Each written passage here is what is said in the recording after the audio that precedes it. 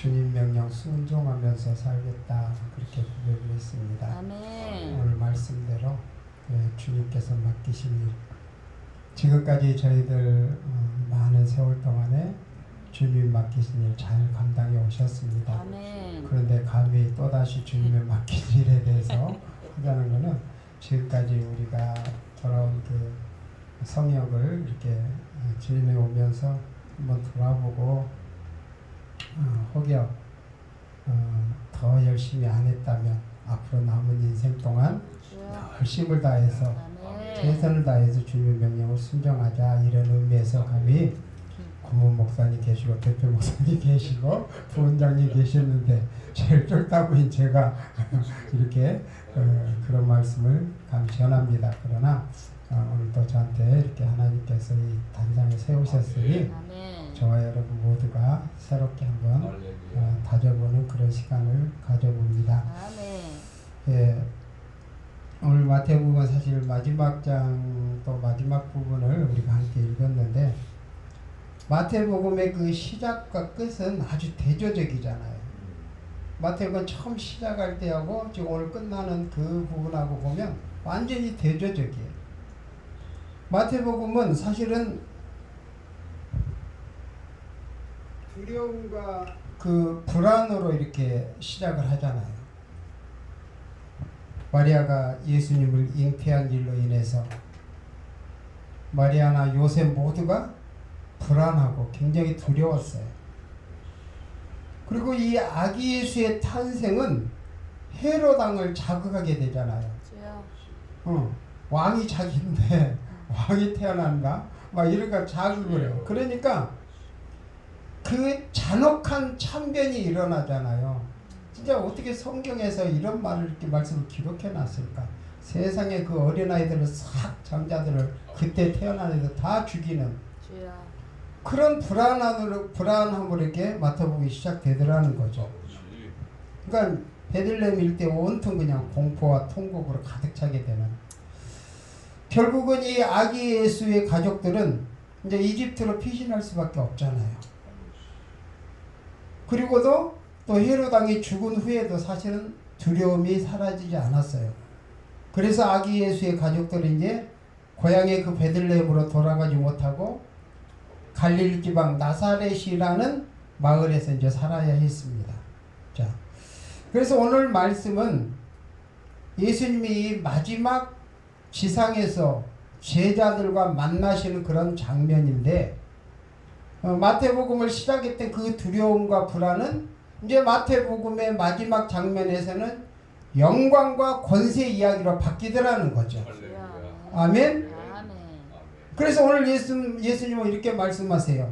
나는 하늘과 땅의 모든 권세를 받았다. 하늘과 땅의 모든 권세를 받았다. 이렇게. 그러니까 마태복음은 이렇게 불안과 두려움으로 시작해서 영광과 권세로 마칠 때까지의 그 이야기를 우리에게 지금 전해주는 그런 책이잖아요. 그래서 오늘 말씀은 예수님이 이 부활하신 후에 제자들이 갈릴리로 가서 예수님을 만난 그런 이야기로 이제 시작이 됩니다. 예수님은 잡히시기 전 기도하러 올리브산으로 가실 때에 제자들에게 갈릴리로 가시겠다 이 이야기를 분명히 하셨어요. 마태복음 26장 31절 32절 보면 제가 읽어드립니다. 그때 예수께서 제자들에게 이르시되 오늘 밤에 너희가 다 나를 버리리라. 기록된 바 내가 목자를 치리니 양의 떼가 흩어지리라 하였느니라. 그러나 내가 살아난 후에 너희보다 먼저 갈릴리로 가리라. 분명히 이렇게 말씀을 하셨단 말이에요. 약속을 하셨단 말이에요. 그리고 또 예수님이 부활하신 후에 예수님의 그 무덤으로 온 여인들에게 천사들이 또 똑같은 말을 해요. 마태복음 28장 5절 7 오늘 본문 28장인데 그 처음에 보면 천사가 여자들에게 말하여 이르되 너희는 무서워하지 말라. 십자가에 못 박히신 예수를 너희가 찾는 줄 내가 아노라. 그가 여기 계시지 않고 그가 말씀하신 대로 살아나셨느니라. 와서 그가 누우셨던 것을 보라. 또 빨리 가서 그의 제자들에게 이르되 그가 죽은 자 가운데서 살아나셨고 너희보다 먼저 갈릴리로 가시나니 거기서 너희가 배우리라 하라. 보라 내가 너희에게 일렀느니라 하거늘. 자, 천사가 그 무덤에 찾아온 여인들에게 또 갈릴리로 갈 것이다 보면 예수님이 갈릴리로 간다 이렇게 말씀하셨어요. 그리고 또 여자들이 그 여인들이 예수님을 만났을 때 또 똑같은 얘기를 또 듣잖아요. 마태복음 28장 10절에 보면 이에 예수께서 이르시되 무서워하지 말라 가서 내 형제에게 갈릴리로 가라 하라. 거기서 나를 보리라 하시니라. 자, 제가 3번을 이렇게 소개를 했는데 갈릴리로 가시겠다. 그러니까 거기서 나를 만나리라. 이렇게 분명히 제자들에게 약속을 했어요. 그런데 오늘 본문에서 지금 제자들이 이 예수님을 갈릴리로 가서 만나는 장면이 지금 소개되는 거다 이 말이에요. 아멘. 여러분, 갈릴리는 예수님이 이 어린 시절을 보내신 곳일 뿐만 아니라 공생애를 시작하신 곳이고 제자들의 대부분의 고향이에요. 그리고 제자들이 예수님을 처음 만나서 따르기 시작한 것도 이 갈릴리였단 말이에요. 그러니까 오늘 말씀은 11제자 이렇게 말로 시작했잖아요. 11제자. 자, 처음에 갈릴리에서 출발할 때는 분명히 12명이었어요. 그런데 이제 가룟 유다를 뺀 11명이 남았지 않습니까? 자, 11제자가 갈릴리로 가서 예수께서 일러주신 산에 이르렀다 그랬어요. 그러니까 마태복음에서는 예수님이 이 부활하신 후에 제자들을 만나신 이야기가 없어요. 그런데 제자들이 부활하신 예수님을 만나는 이야기는 오늘 이 말씀이 유일하더라는 거죠. 자, 여인들은 부활하신 예수님을 만났어요. 그러나 제자들은 그러지 못했는데 제자들은 여인들이 전해준 말을 듣고 자기들보다 먼저 갈릴리로 가신 예수님을 만나려고 온 것이다 이 말이에요. 그러니까 제자들은 예수를 뵙고 이제 절을 합니다. 그 전에 예수님에게 절했다는 기록이 없어요. 여기서 절했다는 말은 경배하다, 예배하다 이런 뜻으로 해석을 합니다. 자, 예수님이 태어나셨을 때 동방박사들이 아기 예수께 경배했다 그랬습니다. 예수님의 무덤을 찾아간 여인들이 예수님을 만났을 때도 이 말이 나와요.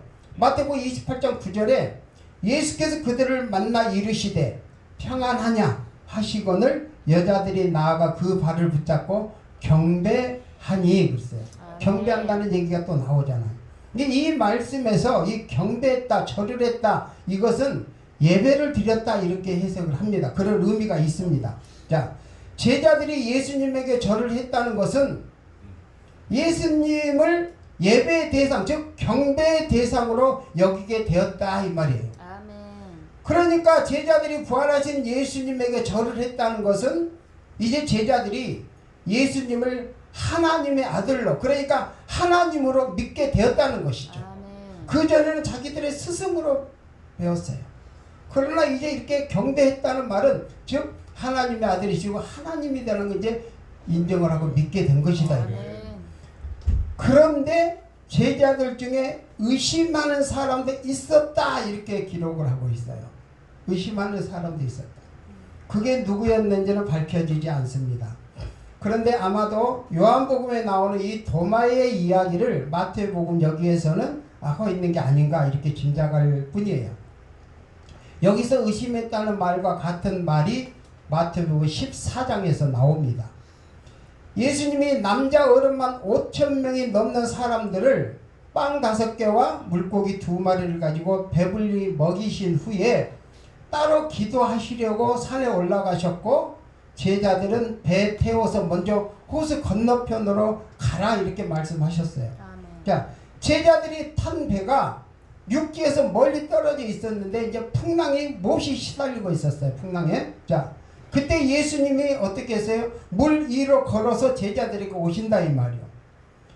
제자들은 물 위로 걸어오시는 예수님을 보고 겁에 질려서 유령이다 이렇게 하면서 두려워서 소리를 질렀어요. 자, 그러니까 예수님이 안심하라, 내니 두려워하지 말라 이렇게 하시면서 제자들을 안심시킵니다. 그러니까 그때 베드로가 뭐라고 그래요? 자기도 물 위로 걷게 해달라 이렇게 예수님께 요청을 해요. 자, 예수님이 그렇게 하라고 하시니까 베드로는 파도치는 물 위를 걸어서 예수님에게 가더라 이 말이에요. 아멘. 여러분, 처음에는 잘 걸었잖아요. 마치 예수님처럼 베드로도 물 위를 걸어서 예수님에게로 지금 갑니다. 그런데 거센 바람이 불어오는 것을 보고 무서워서 두려움에서 거기에 사로잡혀서 물에 빠집니다.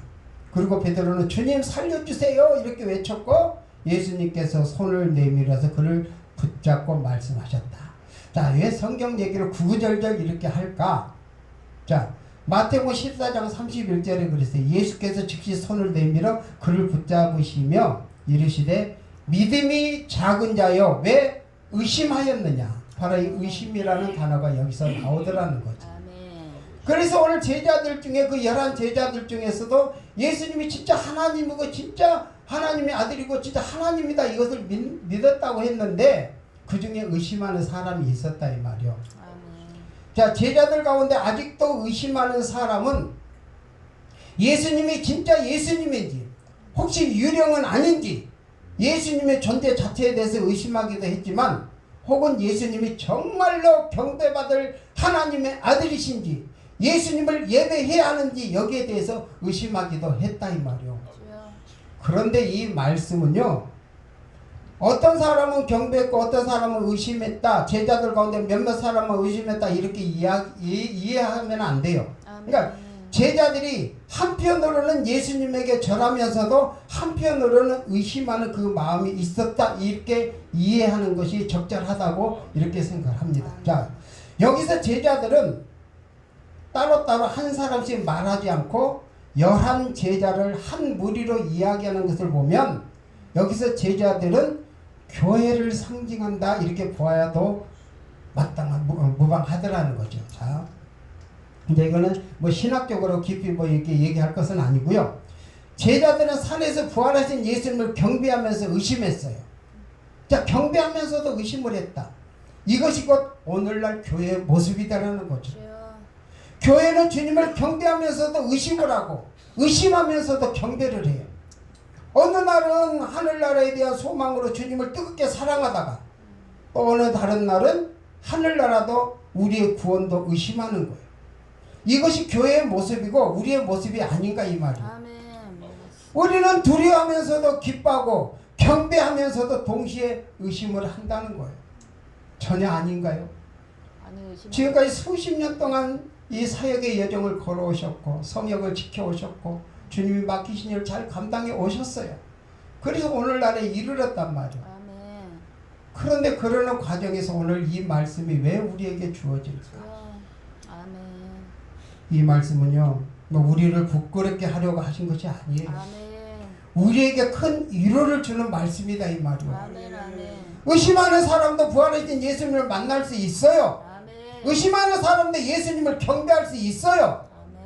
예배에 나오면서 의심하는 마음이 있다고 해서 죄책감을 가지거나 부끄러워할 것이 아닌 것은 부활하신 예수님을 만나는 제자들도 또 초대교회도 그랬단 말이죠. 자, 우리 마음에 의심이 생기더라도 교회에 나오고 예배를 드려야 하는 것은 예배에는 의심하는 사람을 위한 자리도 있기 때문에 그렇다. 11 제자는 예수님을 뵙고 절을 했어요. 그러나 의심하는 사람도 있었다고 그랬어요. 예수님은 의심하는 사람을 맞아주셨어요. 의심이 믿음으로 바뀌는 것, 즉 의심이 물러가고 믿음이 생기는 것이 우리의 노력으로 되는 것이 아니다 이 말이에요. 억지로 믿으려고 한다고 해서 믿어지는 게 아니잖아요. 믿음은 하나님의 선물이라 하는 말이 괜히 하는 게 아니다 이 말이에요. 그러나 의심을 버리고 믿기 위해서 우리가 할 일은 분명히 있더라는 거죠. 그게 뭐예요? 어제 우리 총재님도 강조하셨고 다들 이렇게 강조하는 말씀, 기도라는 거예요. 아멘. 성령의 도우심을 간구하는 것. 우리에게 믿음을 달라고 부활하신 예수를 믿게 해달라고 기도해야 된다 이 말이요. 하나님의 모습을 보여주세요. 그러면 믿겠습니다. 하나님의 음성을 들려주세요. 그러면 믿겠습니다. 그런 것보다는, 그런 기도보다는 그저 하나님께 믿음을 달라고 기도하는 게 맞더라는 거죠. 하나님의 모습을 보면 의심이 사라지고 믿음이 생길까요? 아니요. 하나님의 음성을 들으면 의심이 믿음으로 변할까요? 잠깐은 그럴 수 있겠죠. 그러나 그 기억이 희미해지면 믿음도 희미해지고 의심이 다시 제자리로 돌아온다 이 말이에요. 제가 전에 있던 교회에서 청년부를 기도한 적이 있었는데 제가 저 사역 기간은 참 짧습니다. 제가 이제 올해 20년째 목회를 하고 있는데 물론 찬양 사역 30년이 넘었지만 제가 그 동안에 부교육자 생활을 2번을 했어요. 부목사로. 합동측 예은교회라고 봉천동에 큰 교회에 있는데 저 같은 군소 출신을 합동측에서는 절대 안 씁니다. 거기는 넘쳐나요, 자원들이. 부목사 한 명 이게 뽑으려면요 수십 통의 이력서 석사 박사 학위 가진 분들이 이렇게 쌓입니다. 그런데 저 같은 군소 출신의 목사가 부목사로 초청을 받았어요. 왜 저한테는 하나님 주신 달란트가 있었기 때문에 그래요. 저는 이제 지휘를 17년 동안 그때 당시 했었기 때문에 지휘자로 거기에 이제 갔는데 가자마자 부목사로 또 이렇게 돼가지고 그러니까 합동측에서 이의 제기를 안 했어요. 지휘자로 이게 초빙을 받았기 때문에. 그리고 나서 또 합동측에 부목사로 또 갑니다. 제가 평신도로 이렇게 심우했던 교회에서 저를 또 부목사로 초청을 했어요. 그리고 나서 다시금 이제 한 교회 반석교회 의왕에 있는 반석교회라는 곳에서 좀 그 교회 기도원이었는데 이분이 은사가 대단해서 자기는 기도만 할 테니까 교회를 담임을 맡아라 이렇게 했는데 제가 담임을 맡을 상황이 아니었어요. 그래서 거기서 또 부교육자 부목사로 했어요. 그때 청년을 제가 거기에 청년들이 한 40-50명 됐었거든요. 청년부를 맡았는데 이제 여름에 수련회를 갑니다. 전교인 수련회를 가서 제가 프로그램을 짜고 다 이렇게 진행을 해요. 자, 그래서 이제 기도회에서 이제 저녁에 기도회를 하는데 청년들이 많이 은혜를 받아요. 은혜를 받고 막 은사도 받고 방언도 터지고 막 그런 일이 있는데 그러니까 어때요? 이들이 막 눈물을 흘리면서 서로 부동 가운데 사랑합니다, 사랑합니다 서로 이렇게 고백을 해요. 막 그러는데 이제 끝나고 기도회 끝나고 간식 시간이에요.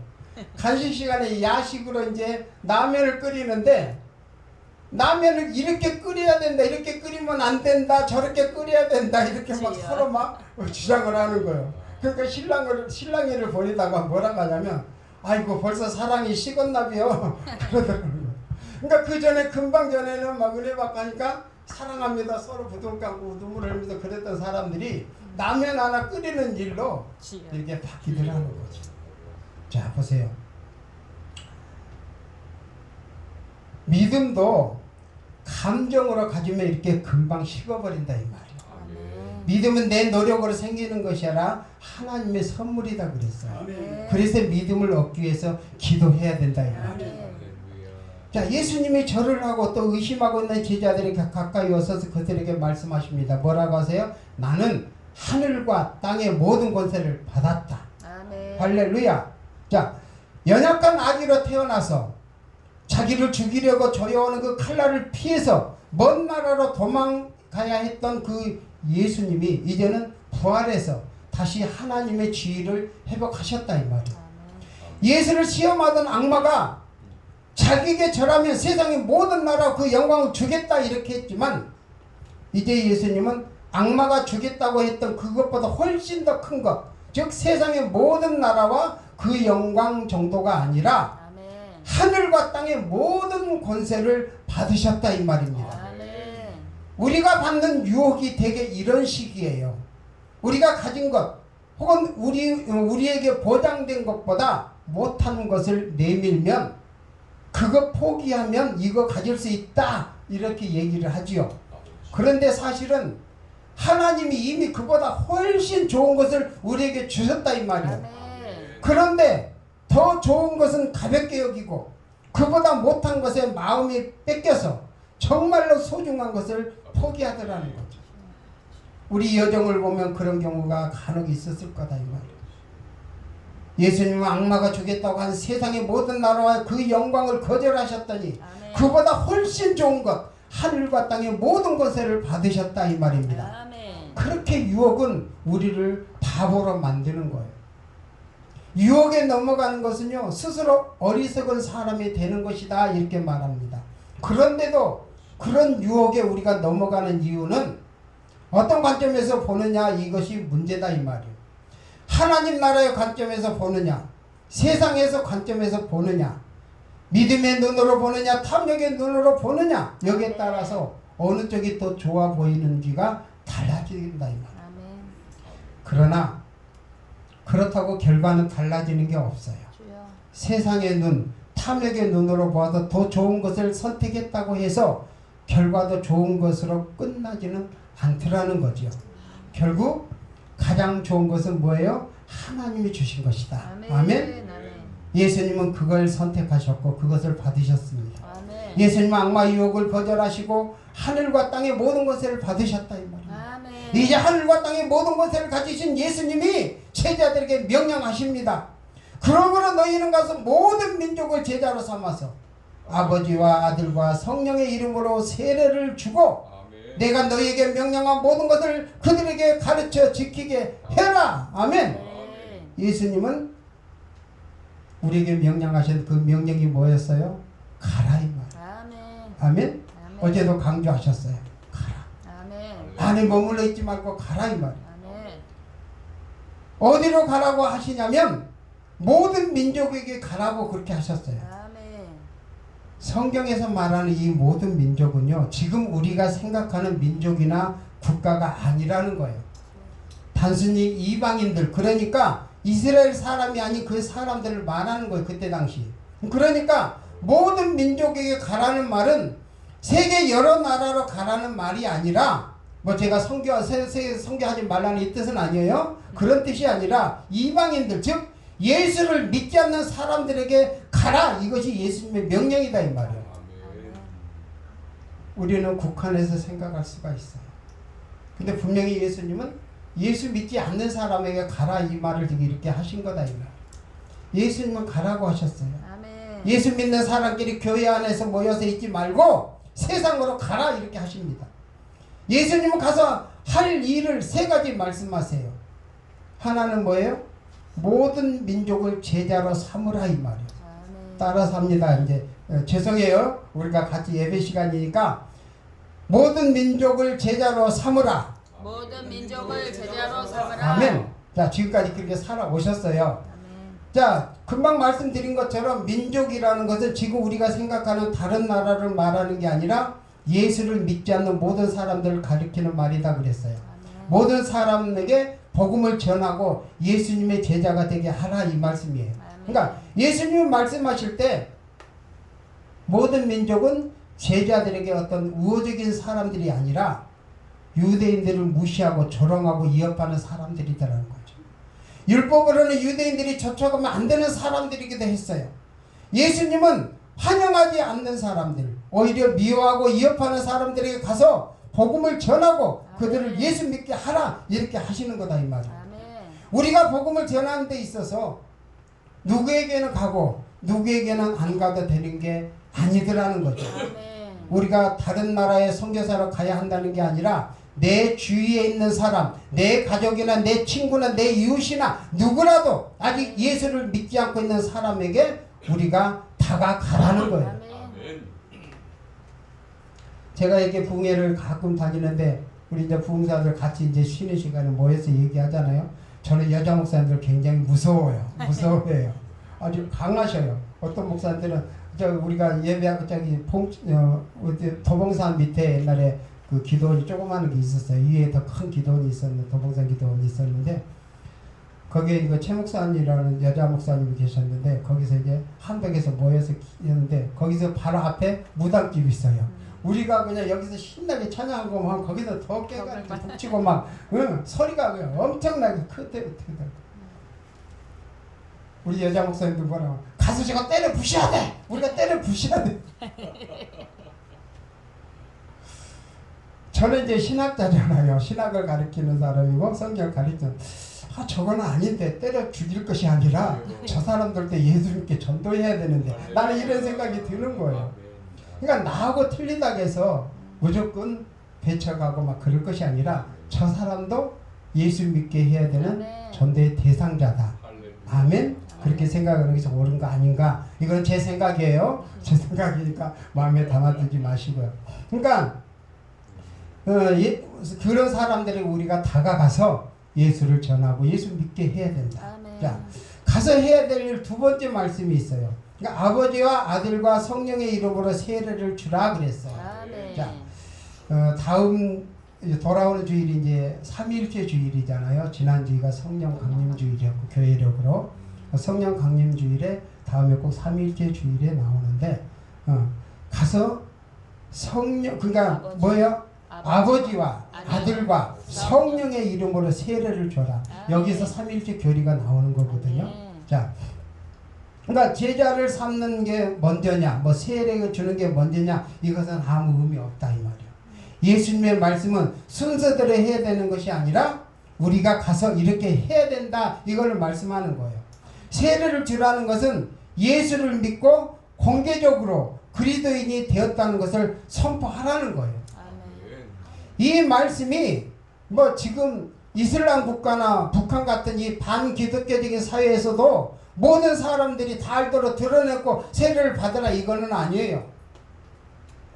예수를 믿게 되었으면 교회 안에서 상황에 따라서는 교회 밖에도 이게 있지만 비밀로 하더라도 내가 그리스도인이 되었다는 것을 선포하고 교회의 교인이 되었다 이렇게 되어야 한다 이 말씀이에요. 자, 초대 교회 때부터 세례는 교회의 예전이었어요. 세례는 교회가 베푸는 것이에요.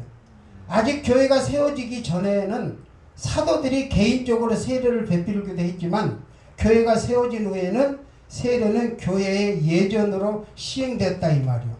초대교회 세례는 내가 그리스도인이 되었다는 표시이기도 했지만 내가 교회의 정식 교인이 되었다는 선포이기도 했어요. 교회에 다녀야 구원받느냐는 문제와는 다른 거예요. 혼자서는 그리스도인이 제대로 설 수가 없다는 말씀이에요.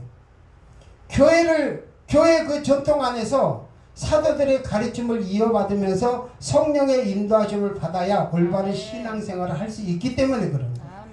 교회 역사에서 그리고 지금도 우리 주변에 있는 수많은 이단들이 모두 여기에서 갈라지는 거예요. 교회 전통을 무시하고 사도들의 가르침에서 벗어나서 성령의 인도하심을 따르지 않으니까 이단이 되는 거다 이 말이에요. 혼자 예수 믿는다, 혼자 신앙생활한다 이런 사람들이 있지만 이거는 대단히 위험한 일이에요. 내가 지금 어느 길로 가고 있는지 아무도 모르니까 그래요.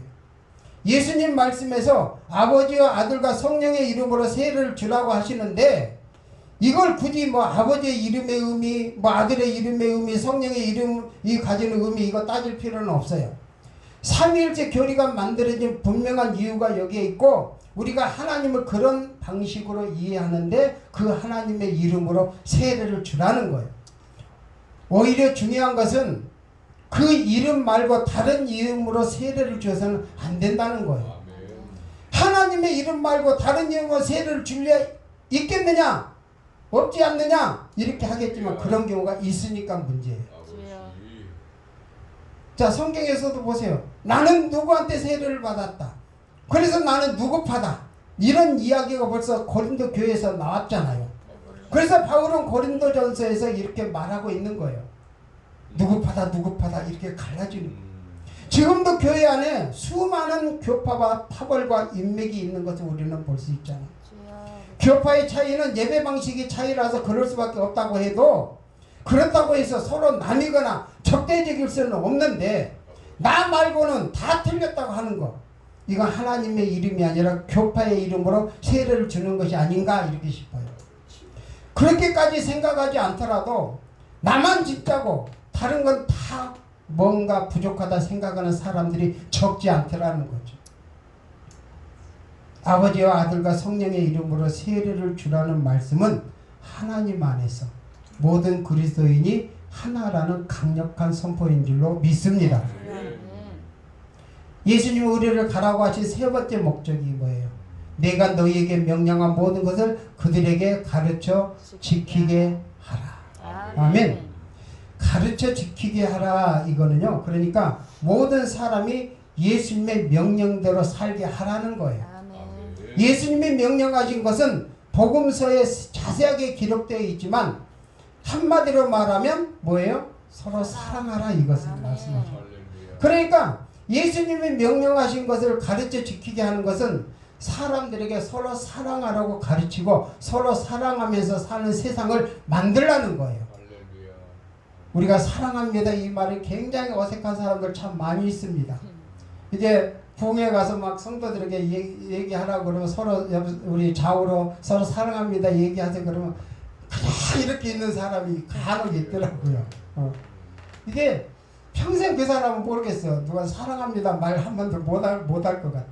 그러니까 분명하게 이 말로 사랑하라 이것이 아니에요. 아멘. 진정으로 우리가 사랑을 하라는 뜻이지. 아멘. 아멘.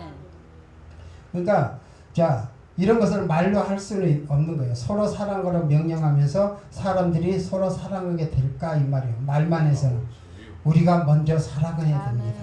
우리가 서로 사랑하고 우리가 사람들에게 사랑으로 다가가야 되는 거예요. 그렇게 보면 우리를 가라고 하신 예수님의 명령은 우리가 가서 사랑하라 이것도 포함되어 있다는 거예요. 옛날에 보세요. 유럽 제국주의 시대의 선교는요. 어떤 것이었어요? 군함을 이끌고 가서 대포를 쏘아서 원주민들을 정복하고 원주민들을 노예로 만들어서 강제로 기독교로 개종하게 하는 그런 시기였어요. 그러니까 예수님의 명령은 그와는 정반대잖아요. 가서 사랑하는 것이 예수님이 제자들을 보내신 이유였어요. 이 모든 일은 예수님이 받으신 하늘과 땅의 모든 권세로 하는 일이다 이 말이요. 그리고 제자들이 이 일을 할 수 있도록 예수님이 세상 끝날까지 함께 계신다 이렇게 약속을 하셨습니다. 저와 여러분에게 그렇게 약속하셨기 때문에 우리 그 약속을 믿고 모든 것 다 포기하고 이 길을 가고 있잖아요. 여기 계시는 왕년에 한가락 안 하신 분 한 사람도 없어요. 세상 일 하라고 누구보다 더 잘할 사람들이었어요. 그러나 그 모든 것 다 포기하고 눈물을 먹으면서 눈물로 갈 수밖에 없는 이 길을 가는 건 뭐예요? 바로 이 명령 때문에 우리는 그걸 지키고 온다 이 말이에요. 제자들이 이 일을 할 수 있는 거, 저와 여러분이 이 일을 할 수 있는 거, 예수님이 세상 끝날까지 우리와 함께 하시겠다 이 약속이 있었습니다. 마태복음은 예수님이 태어나신 것을 이렇게 설명을 하고 있어요. 마태복음 1장 22절 23절 제가 읽어드립니다. 이 모든 일이 된 것은 주께서 선지자로 하신 말씀을 이루려 하심이니 이르시되 보라 처녀가 잉태하여 아들을 낳을 것이요 그의 이름은 임마누엘이라 하리라 하셨으니 이를 번역한즉 하나님이 우리와 함께 계신다 함이라. 아멘. 하나님이 우리와 함께 계신다. 예수님이 세상에 오신 것은 임마누엘의 사건이다 이 말이에요. 우리와 함께 계신 하나님이 바로 예수님이었다 이 말이에요. 이제 예수님이 제자들에게 약속을 하신다 이 말이에요. 보라 내가 세상 끝날까지 항상 너희와 함께 있을 것이다. 아멘. 우리가 세상에서 그리스도인으로 살 수 있는 것도 믿음을 지키며 사는 것도 또 예수님이 명령하신 명령을 따라 살게 된 것도 모두 예수님이 우리와 함께 계시기 때문이다. 우리가 험하고 이태로운 이 세상에서 언제나 예수님과 함께 있다는 사실을 기억해야 된다 이 말이야. 때때로 힘든 일이 있고 속상하고 아픈 일이 있어요. 그럴지라도 우리는 예수님과 함께 있다는 사실. 하늘과 땅의 모든 권세를 가지신 예수님이 우리와 항상 이렇게 함께 계신다 이 말이야. 때로는 우리 마음에 의심이 생기기도 해요. 믿음이 흔들리기도 해요. 그러나 예수님은 언제나 변함없이 우리와 함께 계시는 줄 믿습니다. 예수님은 하나님이시잖아요. 그래서 예수님의 약속은 변함도 없고 어김도 없잖아요. 예수님은 예수님이 받으신 하늘과 땅의 모든 권세로 우리를 보내기도 하시지만 동시에 우리를 지키시고 돌보시고 계신다는 사실을 믿으시기 바랍니다. 그래서 우리는 예수님에게 절하고 경배하면서 예배하는 거예요. 세상을 부러워하기도 하고 세상 유혹이 흔들리기도 하지만 그래도 우리는 예수님과 함께 있으면서 하늘과 땅의 모든 권세를 가지신 예수님을 믿고 섬기며 따르는 것이다 이 말이에요. 예수님이 세상 끝날까지 항상 우리와 함께 계시면서 우리 예배를 받으시고 우리에게 은혜를 베푸시면서 우리를 돌봐주시는 줄로 믿습니다. 광야 기독인 연맹 부흥회 내일까지인데 왜 이거를 하겠느냐 이 말이에요.